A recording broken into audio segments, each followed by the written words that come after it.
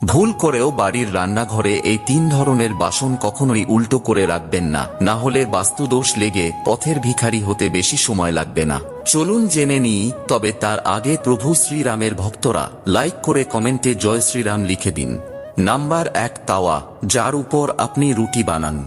অনেক বাড়িতেই রুটি বানানোর পর এই তাওয়া বা চাটুকে উল্টো করে রেখে দেওয়া হয়, তবে জেনে নিন ঘরে পণ্যের ত্রুটি এবং দারিদ্রতা আসার এটি একটি অন্যতম বড় কারণ হয়ে দাঁড়াতে পারে। তাই সব সময় গরম তাওয়া সোজাভাবে দাঁড় করিয়েই রাখা উচিত।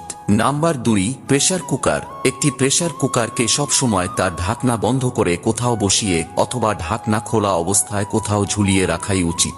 উল্টো অথবা উপর করে প্রেসার কুকার রাখলে তা বাস্তু ত্রুটি এবং বাড়িতে অর্থ সংক্রান্ত সমস্যা বয়ে আনে। এবং নাম্বার 3, কড়া অথবা কড়াই। কড়াই সব সময় ঝুলিয়ে রাখাই উচিত, তা না হলে এই কড়া উল্টো করে রাখলে মৃত্যু পর্যন্ত দারিদ্রতা